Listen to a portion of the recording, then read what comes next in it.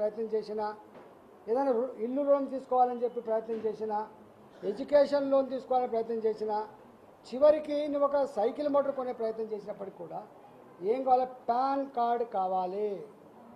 అంటే income tax return లేకుండా pan card ఇచ్చే ప్రసక్తి లేదు. అంటే ఒక్క మాట చెప్పాలంటే ఉద్యోగులు, రిటైర్డ్ ఉద్యోగులు, పెద్ద పెద్ద ఐటీ రిటర్న్ చేసేవాళ్ళు, చిన్న చిన్న వాళ్ళు కూడా ఎవరైతే ఐటీ రిటర్న్ చేస్తారో పాన్ కార్డు కోసం వాళ్ళకు కూడా ఎలిజిబిలిటీ లేదు. అంటే అర్థం ఏంటంటే వాళ్ళు చెప్పిన ఎస్ఎల్బీసీ చెప్పిన 72 లక్షలు పోయింది, రేవంత్ రెడ్డి గారు ఎన్నికల ముందు చెప్పిన 64 లక్షలు పోయింది, చివరికి రుణమాఫీ చేసే ముందు 49 లక్షల రూపాయలు 49 లక్షల మంది అని చెప్పి అది పోయింది. ఇవాళ ఇవన్నీ తీసేయంగా మిగిలింది మాత్రం కేవలం 22 లక్షలకి ఇస్తారా, 23 లక్షలకి ఇస్తారా, మొత్తం చూడాలి. ఇది రేవంత్ రెడ్డి గారి రుణమాఫీ పరిస్థితి. రైతులంతా కూడా ఇలా ఆందోళన ఉన్నారు. ఎక్కడికి పోయినా కూడా బాధ ఏంటంటే కాగితాలు పట్టుకొని తిరగడాని దగ్గర తిరుగుతున్నారు, బ్యాంకుల దగ్గర పోయి కాళ్ళు మొక్కుతున్నారు, రాజకీయ నాయకుల దగ్గరకు వస్తున్నారు.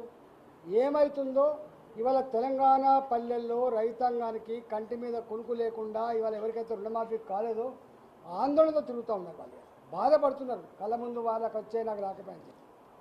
దీనికి మళ్ళీ అసలు కథ ఏంటంటే కేసీఆర్ ఆనాడు రైతు బంధు పేరిట 5,000 రూపాయలు క్రాప్కి ఇచ్చేది. అంటే 2 క్రాప్ల పేరు 10,000 రూపాయలు, 1,50,000 ఎకరాలు, దాదాపు 1,40,40,00,000 ఎకరాల నుంచి మొదలుపెట్టి 1,50,00,000 వరకు ఫస్ట్ పంటకి ఇచ్చేది.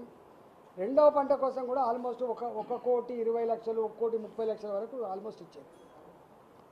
రెండు కలిస్తే 2,80,00,000 మంది ఫార్మర్లకు 2,80,00,000 ఎకరాలకి ఇవాళ వాళ్ళు రైతు బంధు ఇచ్చారు. అంటే దాదాపు నాకు తెలిసి 13,000 కోట్లు, 13,500 కోట్లు వాళ్ళకు రైతు బంధు వచ్చింది. వీళ్ళు ఏం చెప్పిండ్రు రేవంత్ రెడ్డి గారు?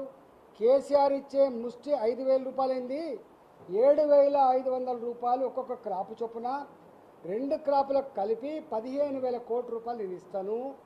అంతేకాకుండా ఇంకొక అడుగు ముందుకేసి ఇవాళ లీజ్ ఫార్మర్స్ ఎవరైతే ఉన్నారో, కౌలు రైతులు ఎవరైతే ఉన్నారో, కౌలు రైతాంగానికి కూడా ఎకరానికి 12,000 రూపాయలు ఇచ్చే ప్రయత్నం చేస్తాం.